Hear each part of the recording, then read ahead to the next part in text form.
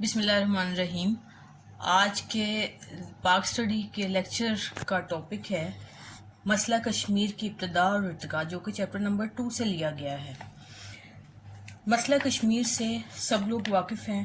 مسئلہ کشمیر پاکستان اور بھارت کے درمیان شروع ہونے والا وہ جھگڑا ہے جو ابھی تک حل نہیں ہو سکا۔ قیام پاکستان کے وقت کشمیر کی تقریباً 80% آبادی مسلمان تھی۔ وہاں کے مسلمانوں کی خواہش تھی کہ کشمیر کو پاکستان میں شامل کیا جائے، لیکن وہاں کا ڈوگرا راجہ ہری سنگھ پاکستان اور مسلمانوں کے خلاف تھا، اور اس نے بظاہر تو اپنے پاکستان کے ساتھ معاملات کو جوں کا توں رکھنے کے لیے اسٹینڈ اسٹل ایگریمنٹ کا ایک معاہدہ کیا ہوا تھا، لیکن اس کے ساتھ ہی پٹیالہ اور کپورتھلا کی ریاستوں اور آسٹریلیا سیوک سنگھ سے ایجنٹوں کی مدد سے ریاست میں مسلمانوں کا قتل عام شروع کر دیا، جس کی وجہ سے عوامی بغاوت جو ہے وہ بھڑک اٹھی، اور جس کے نتیجے میں بے شمار مسلمان شہید ہو گئے اور کچھ پاکستان ہجرت کر گئے۔ ان حالات میں پونچھ کے علاقے میں بہت زیادہ جو ہے بغاوت پھیل گئی، جس نے بعد میں تحریک آزادی کشمیر کی صورت اختیار کر لی۔ وہاں کا ڈوگرا راجہ ہری سنگھ پاکستان اور مسلمانوں کے انتہائی خلاف تھا۔ اس نے مکاری سے کام لیتے ہوئے کشمیر کا الحاق پاکستان سے کر دیا اور بھارتی فوجوں کو کشمیر میں داخل کر کے بھارت کا تسلط قائم کر دیا۔ اس پر کشمیری مسلمانوں نے علم جہاد بلند کیا اور 1/3 حصے کو فوجوں سے آزاد کروا لیا۔ اب مسئلہ کشمیر سلامتی کونسل میں گیا۔ جب بھارتی فوجیں کشمیری معاہدے کے قبضے سے علاقہ چھیننے میں ناکام ہو گئیں تو مزید ناکامی سے بچنے کے لیے بھارت یہ مسئلہ سلامتی کونسل میں لے گیا۔ بھارت نے وہاں یہ موقف اختیار کیا کہ کشمیر کا باقاعدہ الحاق بھارت سے ہو چکا ہے، اس لیے یہ علاقہ بھارت کا ہے۔ بھارت نے مزید دعویٰ کیا کہ پاکستان نے کشمیر پر حملہ کیا ہے، جس کا مطلب بھارت پر حملہ ہے۔ پاکستان نے کشمیر کے بھارت کے ساتھ الحاق کی قانونی حیثیت کو چیلنج کیا اور سلامتی کونسل کو حقیقت حال سے آگاہ کرتے ہوئے زور دیا کہ کشمیر کے مستقبل کے فیصلے کا حق اس کے ہندو راجہ کو نہیں بلکہ وہاں کے عوام کو ملنا چاہیے۔ سلامتی کونسل نے اس کو منظور کر لیا، اور اس کے علاوہ سلامتی کونسل کی وجہ سے جنگ بند ہو گئی، چونکہ اپیل کی گئی تھی، اور چنانچہ 1 جنوری 1949 کو جنگ بندی عمل میں آئی۔ کشمیر کے مستقبل کا فیصلہ۔ سلامتی کونسل نے پاکستان کے اس موقف کو تسلیم کر لیا کہ کشمیر کے مستقبل کا فیصلہ ریاست کے عوام کی مرضی کے مطابق ہوگا، اور اس مقصد کے لیے اقوام متحدہ کی زیر نگرانی الیکشن کروایا جائے گا۔ سلامتی کونسل کی اس قرارداد کو پاکستان اور بھارت دونوں نے منظور کر لیا، لیکن اس کے باوجود بھارت جو ہے وہ ٹال مٹول کرتا رہا۔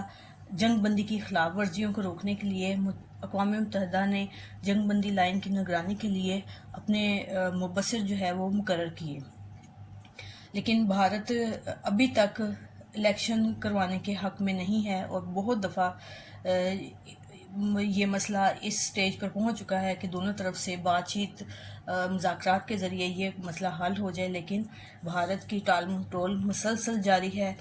اقوام متحدہ اپنے زیر نگرانی کشمیر میں استصواب رائے کا بندوبست کروائے گا، یہ اقوام متحدہ میں کہا گیا تھا، لیکن بھارت اس معاملے میں شروع ہی سے پرخلوص نہیں تھا۔ اس نے کشمیر میں الیکشن کے سلسلے میں روڑے اٹکائے، کیونکہ اس کو علم ہے کہ اگر الیکشن ہو گئے تو وہاں کے عوام پاکستان کے حق میں رائے دیں گے بھارت کو، لہٰذا اس نے ٹال مٹول کی پالیسی اختیار کی اور وہاں کثیر تعداد میں فوج متعین کر دی۔ اس صورتحال کے بعد بھارت نے کشمیر کو اپنا ٹوٹ قرار دیتے ہوئے الیکشن سے انکار کر دیا۔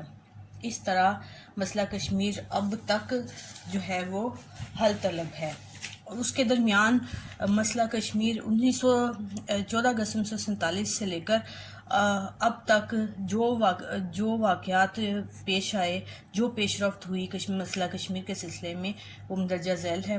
1965 کی جنگ یہ مسئلہ کشمیر کی دشمنی کے نتیجے میں منظر عام پر آئی تھی۔ اس کے بعد اعلان تاشکند تھا۔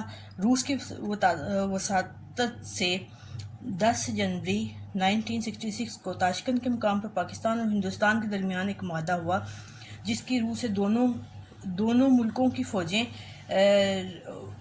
1965 والی پوزیشنوں پر واپس چلی گئی۔ اس کے بعد شملہ معاہدہ بھی اسی سلسلے کی ایک کڑی ہے۔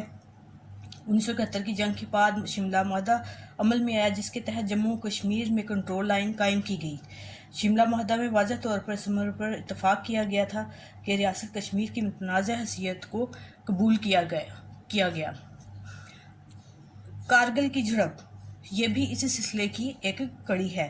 1999 میں کشمیری مجاہدین نے کارگل اور اس میں بھارت کی مستقل فوجی چھاؤنیوں کے قریب 140 کلومیٹر طویل اور 4500 کلومیٹر بلند پہاڑی چوٹیوں پر قبضہ کر لیا۔ یہ چھاؤنیاں مقبوضہ کشمیر کے دارالحکومت سری نگر اور مشرق کو ملانے والی سڑک پر واقع ہیں، لیکن یہاں پر انڈین سپلائی کا بنیادی راستہ کٹ گیا۔